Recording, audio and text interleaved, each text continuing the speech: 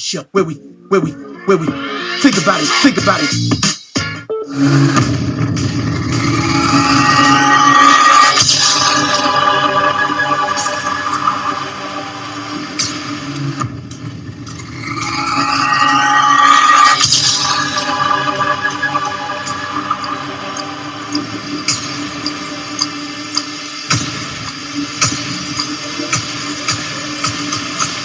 Nobody is toxic. You attracted that person to you to show you to you to see the work you needed to do. Have you ever looked around and felt like something is fundamentally off?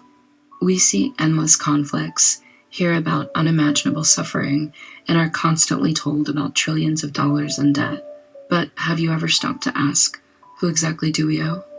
And what is this money we're giving all our time away from our kids and family, energy, inner chi, which is our currency?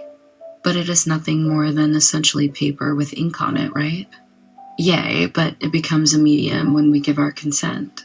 So where did its power come from? It feels like we're caught in a system we don't fully understand, a system that seems to cause more problems than it solves. It can be overwhelming, leaving you feeling powerless. But what if we could unravel it? What if we could trace the threads back to the beginning to understand how we got here? That's exactly what we're going to do today. We're going on a journey, not just through history, but through the very ideas that shape our world. We'll peel back the layers of our modern society to look at the origins of power, wealth, and conflict.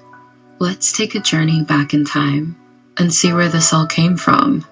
Let's start our journey way back, long before skyscrapers and smartphones. Imagine early human societies. We were organized in small tribes or communities. Our currency wasn't paper. It was trust, cooperation, and tangible goods. If you were a good hunter, you might trade meat for the sharp tools made by the tribe's best craftsmen.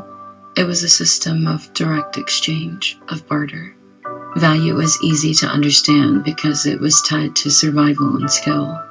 You couldn't eat a stock certificate, but you could eat a basket of fish.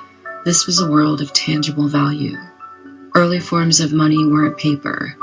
They were things that everyone agreed had value. Think seashells, salt, or beads. These items were durable, portable, and divisible. For the first time, value became abstract. It was no longer just about the thing itself, but what the thing represented, a promise of future goods or services. This was a massive cognitive leap for humanity, setting the stage for everything that would follow.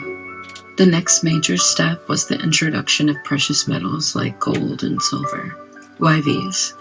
They were rare, they didn't corrode, and they were beautiful. Kings and empires began minting coins, stamping their own faces on them. This was a genius move. Not only did it standardize trade, but it also became a powerful form of branding and control. Your money wasn't just a piece of gold anymore. It was a piece of gold guaranteed by the king. This linked economic power directly to political power. If you controlled the money supply, you controlled the kingdom. This fusion of money and authority is a critical piece of our puzzle. Now, let's jump forward to a pivotal moment, the birth of banking. Originally, goldsmiths offered to store people's gold in their secure vaults. In return, they gave out paper receipts. Soon, people realized it was easier to trade the paper receipts than to go back and forth to the vault for the physical gold. They were valuable because they were backed by a real, tangible asset. But then, the bankers had a clever idea.